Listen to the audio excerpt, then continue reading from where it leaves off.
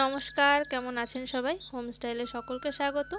আজকে একটি ইউনিক পিঠার রেসিপি আপনাদের সাথে শেয়ার করব। পিঠাটা দেখতে একদম মিষ্টি কুমড়ার মতো হলেও খেতে কিন্তু দারুণ মজার হয়। তো ভিডিওটা স্কিপ না করে সম্পূর্ণ দেখার অনুরোধ রইল।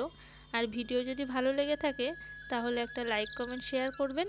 আর আমার চ্যানেলের নতুন বন্ধু হলে চ্যানেলটি সাবস্ক্রাইব করে পাশে থাকবেন। তো চলুন আর কথা বেশি না বলে রেসিপিটা শুরু করে দিই। এই মিষ্টি কুমড়া পিঠাটা বানানোর জন্য প্রথমে একটা কড়াই বসিয়ে নিয়েছি। আর কড়াইয়ে দিয়ে দিচ্ছি 1 কাপ নারকেল কোড়া। আমি নারকেলটাকে আগের থেকে কুড়িয়ে রেখেছিলাম। আর এখানটায় কিন্তু আমি নর্মাল যে চায়ের কাপগুলো হয় সেই কাপেরই 1 কাপ নারকেল কোড়া ইউজ করেছি।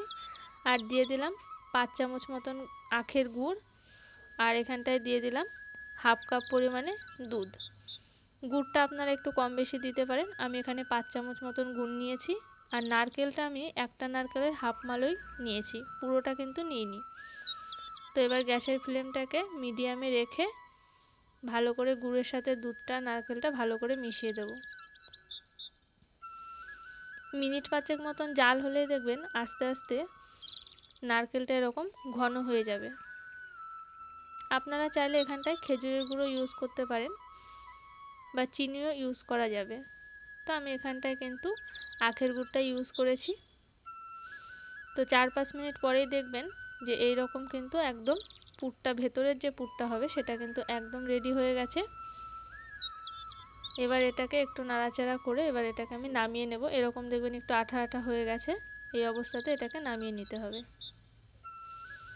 তো আমি নামিয়ে নেওয়ার পরে কড়াই ধুয়ে ওই একই কড়াইয়ের ভেতরে দিয়ে দিলাম ওই চায়ের কাপের 1 কাপ দুধ। এখানটা আমি লিকুইড দুধ ইউজ করেছি। আর দিয়ে দিচ্ছি সামান্য ফুড কালার। আপনাদের কাছে যদি ফুড কালার অ্যাভেলেবেল না থাকে তাহলে কিন্তু এখানটায় সামান্য পরিমাণে হলুদও ব্যবহার করতে পারেন। আর দিয়ে দিচ্ছি 1 চিমটি লবণ। এবার যখন দুধটা ফুটে উঠবে এর ভেতরে দিয়ে দিচ্ছি হাফ কাপ চালের গুঁড়ি। আমি যে কাপে দুধটা মেপে নিয়েছি সেই কাপেরই কিন্তু হাফ কাপ চালের গুঁড়ি দিয়ে দিলাম। এবার চালের গুঁড়িটা দিয়ে জাস্ট 1 থেকে 2 মিনিট মতন এটাকে ঢাকা দিয়ে হতে দেব। আর গ্যাসের ফ্লেমটাকে এই অবস্থাতে লোতে রাখবেন। তো ঢাকনা তুলে নিয়েছি। তুলে নেওয়ার পরে খুন্তি দিয়ে জাস্ট এটাকে নাড়লেই কিন্তু এরকম একদম শক্ত হয়ে যাবে। এরকম একটা ডো হয়ে যাবে। জাস্ট 2 থেকে 3 মিনিটের মধ্যেই দেখবেন এই ডোটা একদম রেডি হয়ে গেছে। এবার এটাকে নামিয়ে নেব। নামিয়ে হালকা হালকা গরম থাকা অবস্থাতেই ভালো করে কিন্তু মেখে নিতে হবে। তো আমি এটাকে ভালো করে মেখে নিচ্ছি। মাখাটা কিন্তু একটু টাইম নিয়ে মাখতে হবে।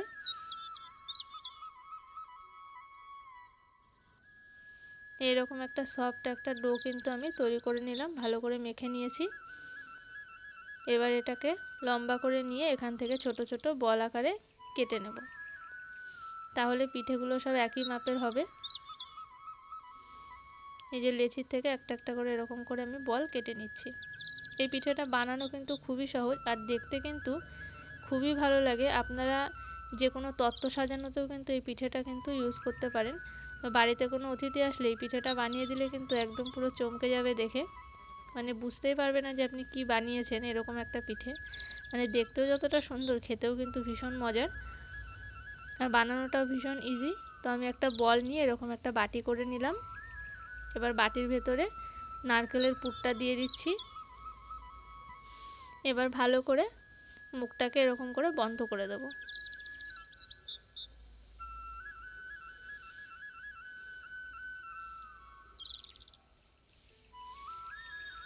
ভালো করে মুখটা বন্ধ করে হাত দিয়ে গোল করে এবার দেখুন হাতের একটা আঙুল দিয়ে এরকম একটা গর্ত করে নিচ্ছি। এবার লাগবে একটা চামচ। চামচের পেছন দিকটা দিয়ে এরকম করে শেপ দিয়ে নিচ্ছি। পুরো একদম কিন্তু মিষ্টি কুমড়োর মতনই দেখতে হয়ে যাবে। তাহলে মিষ্টি কুমড়োর বডিতে যে দাগ দাগ থাকে সেই রকমই করে দিচ্ছি। এটা কিন্তু আমার করা হয়ে গেছে। এবার লাগছে একটা লবঙ্গ। লবঙ্গটা আমি মাঝখানে এরকম করে একদম গেঁথে দিলাম। আমার কিন্তু এটা কিন্তু একটা কিন্তু পিঠে কিন্তু রেডি হয়ে গেছে। দেখতে কি ভালো লাগছে না? দেখে মনে বোঝার উপায় নেই যেটা মানে পিঠে। দেখে মনে হচ্ছে পুরো একদম মিষ্টি কুমড়ো। তো চলুন নেক্সট আর একটা রেডি করি। আপনারা যারা ভিডিওটা দেখছেন তারা কিন্তু অবশ্যই একবার বাড়িতে ট্রাই করবেন। আশা করি সবার ভালো লাগবে, বাচ্চা থেকে বড় প্রত্যেকেরই ভালো লাগবে। বেশ পিঠেটা কিন্তু দেখতে বেশ ইউনিক, আর বানানোটা খুব একটা সহজ, খুবই ইজি, মানে কঠিন নয়। আপনাদের কাছে যদি ফুড কালারটা না থাকে তাহলে সেই ক্ষেত্রে কিন্তু হলুদ গুঁড়ো দিয়ে করতে পারেন।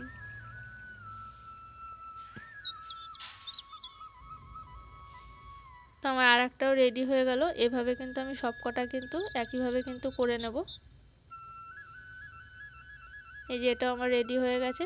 মাঝখানে এরকম একটা গর্ত করে এবার চামচ দিয়ে ভালো করে আমি দাগ দাগ করে দেবো, তাহলেই কিন্তু এই পিঠেটাও কিন্তু আমার হয়ে যাবে।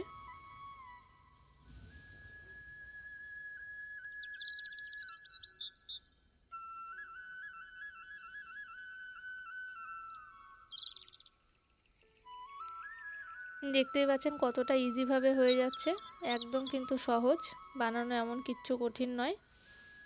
এবার একটা লবঙ্গ দিয়ে দিলাম, ব্যাস মিষ্টি কুমড়ার বোটা রেডি হয়ে গেছে। চলুন বাকি পিঠেগুলো বানিয়ে নিই। তো আমার সব কটা পিঠেই কিন্তু বানানো হয়ে গেছে। আমার তো দেখতেই এতটা ভালো লাগছে কি বলবো, মানে এবার এটাকে নেক্সট আর একটা স্টেপ বাকি আছে, তারপরে একদম মানে একদম মুখের ভেতরে দিয়ে দেবো আর কি, এরকম একটা ব্যাপার। তো আমি একটা হাঁড়ি নিয়ে নিয়েছি, হাঁড়ির ওপরে একটা কাপড় এরকম করে বেঁধে দিয়েছি, আর হাঁড়িতে কিন্তু জল রয়েছে, জলটা গরম করেছি, হাফ হাঁড়ি জল দিয়েছি। এবার পিঠেগুলোকে দিয়ে দেবো ভাপে বসানোর জন্য। এবার হাঁড়ির ঢাকনা দিয়ে এরকম করে ঢাকা দিয়ে 5 থেকে 7 মিনিট মতন ফোটাবো, তাহলেই কিন্তু একদম পিঠে রেডি হয়ে যাবে। আপনাদের কাছে যদি তার জালির যে ফুটো ফুটো যে ছাঁকনিগুলো হয় সেগুলো থাকলে তার উপরেও বসিয়ে দিতে পারেন। আমি এখানটায় কাপড়ের উপর বসিয়েছি, যেহেতু আমার কাছে ওটা নেই অ্যাভেলেবেল আর কি। সেই ছাকনার যে থালাগুলো হয় সেই ছাকনা থালাগুলোতেও কিন্তু খুব ভালো হয় ভাপ দেওয়াটা। তো আমার কাছে না থাকার কারণে আমি কাপড়ের উপর দিয়েছি। যাদের কাছে নেই তারা কিন্তু এরকম কাপড়ের উপরেও ভাপ দিয়ে নিতে পারেন। তো একদম কিন্তু মিষ্টি কুমড়ো কিন্তু একদম রেডি হয়ে গেছে। পিঠেটাও কিন্তু ভীষণ সফট, দেখলেই বুঝতে পারবেন কতটা একদম নরম তুলতুলে আর কিন্তু একদম সফট হয়েছে,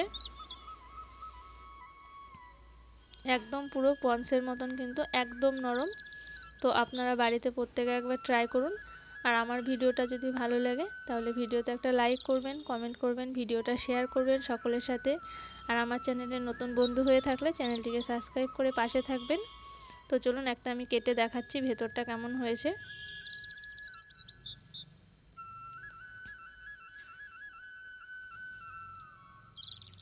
ভেতরটা কিন্তু একদম পুরো কি বলবো, এত সুন্দর করে ভেতরটা একদম মানে নারকেলের যে এটা ছিল পুরটা ছিল সেটা এত সুন্দর করে মিশে গেছে পিঠের সাথে, মানে অসাধারণ লাগছে দেখতে। এক কথায় দেখতে তো খুবই সুন্দর লাগছে, টেস্ট করার পালা। তো আমি একটা পিঠে টেস্ট করি আর ভিডিওটা এখানেই শেষ করছি। দেখা হচ্ছে খুব শীঘ্রই নতুন কোনো রেসিপির সাথে। ততক্ষণের জন্য সকলে ভালো থাকবেন, সুস্থ থাকবেন। আর ভিডিওটা দেখার জন্য সকলকে অসংখ্য ধন্যবাদ। চলুন টাটা।